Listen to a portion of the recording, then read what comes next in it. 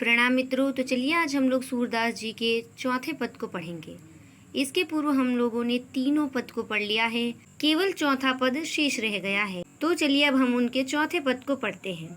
हरि है राजनीति पढ़ी आए, समुझी बात कहत मधुकर के समाचार सब पाए। एक अति चतुर हुते पहले ही अब गुरु ग्रंथ पढ़ाए, बड़ी बुद्धि जानी जो उनकी जोग संदेश पठाए। ऊधो भले लोग आगे के पर हित डोलत धाये, अब अपने मन फेर पाहिए चलत जू हुते चुराए। ते क्यों अनीति करे आपुन जे और अनीति छुड़ाए, राज धर्म तो यह सूर जो प्रजा न जाहि सताए। इन पंक्तियों में गोपियाँ कहती हैं कि श्री कृष्ण जी ने राजनीति पढ़ ली है। गोपियाँ कहती हैं कि वे तो पहले से ही बहुत चतुर थे, अब तो उन्होंने बड़े बड़े ग्रंथ पढ़ लिए हैं और वे अपने आप को बहुत ही ज़्यादा बुद्धिमान समझ रहे हैं और हमारे लिए योग का संदेश भिजवा रहे हैं। अब हम अपने हृदय को फिर से पालेंगे जिसे उन्होंने चुरा लिया था। और हमें तो ऐसा प्रतीत होता था कि वे अनीति करने वालों को पकड़ते हैं और उसे दंड देते हैं, परंतु वह तो हमारे साथ ही अनीति कर रहे हैं। और साथ ही साथ राजधर्म क्या कहता है कि हमें सदैव प्रजा की रक्षा करनी चाहिए, प्रजा को कभी सताना नहीं चाहिए। तो चलिए अब इस पद के भावार्थ को हम लोग देखते हैं। गोपियाँ कहती हैं कि हरि राजनीति पढ़ी आए, समुझी बात कहत मधुकर के समाचार सब पाए। मधुकर का अर्थ भौरा होता है और इन पंक्तियों में मधुकर शब्द उद्धव के लिए प्रयुक्त हुआ है।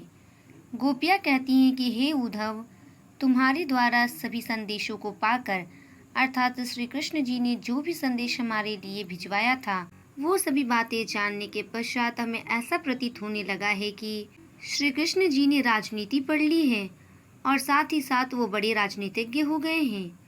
आगे वे कहती हैं कि एक अति चतुर हुते पहले ही अब गुरु ग्रंथ पढ़ाए। अर्थात गोपियाँ कहती हैं कि वे तो चतुर पहले से ही थे, अब तो उन्होंने गुरु ग्रंथ पढ़ लिए हैं। गुरु के तो दो अर्थ होते हैं, पहला अर्थ होता है शिक्षक और दूसरा होता है बड़ा। और सूरदास जी ने इन पंक्तियों में गुरु का अर्थ बड़े से लिया है।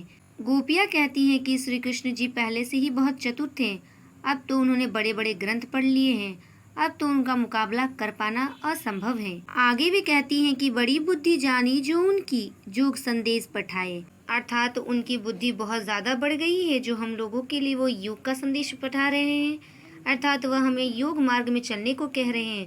पहले तो वे हमें प्रेम मार्गी बनाना चाहते थे, जब हम प्रेम मार्गी बन गए तत्पश्चात वे हमें योग मार्ग में चलाना चाहते हैं। हम तो उनके प्रेम में पूर्ण रूप से डूब चुके हैं, अब हमारे हृदय में उनके अतिरिक्त किसी और को स्थान नहीं मिल सकता। आगे वे कहती हैं कि ऊधो भले लोग आगे के परहित डोलत धाये, अर्थात जो आगे के लोग होते थे यानी कि पुराने जमाने के जो लोग होते थे वे बहुत ही भले होते थे और उसी की भांति तुम भी बहुत भले हो उद्धव, जो तुम इतनी दूर से दौड़ते भागते हमारे लिए संदेश को लेकर के आए हो, अर्थात तुम बहुत ही भले इंसान हो। आगे वे कहती हैं कि अब अपने मन फेर पाहिए चलत जू हुते चुराए।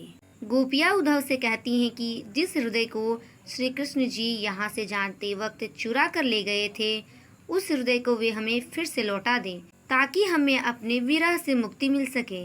आगे वे कहती हैं कि ते क्यों अनीति करे आपुन जे और अनीति छुड़ाए, अर्थात वे तो हमसे कह करके गए थे कि मैं मथुरा जा रहा हूँ एक अनीति करने वाले का वध करने के लिए, तो वे स्वयं क्यों अनीति कर रहे हैं हमारे साथ। अर्थात गोपियाँ कहती हैं कि वे हमें प्रेम मार्ग से हटा करके योग मार्ग में चलने के लिए क्यों कह रहे हैं, ये तो हमारे साथ सरासर अन्याय है। इसके आगे गोपियाँ कहती हैं कि राजधर्म तो यह सूर जो प्रजा न जाहि सताए। आगे गोपियाँ उद्धव को समझाते हुए कहती है कि हे उद्धव, राजधर्म तो यही होता है कि प्रजा को कभी भी सताया ना जाए, सदैव प्रजा की रक्षा की जाए और सदैव प्रजा को खुश रखा जाए। अर्थात इन पंक्तियों के माध्यम से सूरदास जी ने बताने का प्रयास किया है कि गोपियाँ कहती हैं कि किस प्रकार श्री कृष्ण जी पहले उनसे कहते थे कि प्रेम मार्ग में चलने से मोक्ष की प्राप्ति होगी, परंतु जब वे गोकुल धाम को छोड़ के चले गए हैं उसके पश्चात वे कहते हैं कि योग मार्ग ही मोक्ष का सर्वोत्तम मार्ग है। यहीं पर उनके चारों पद समाप्त होते हैं। धन्यवाद।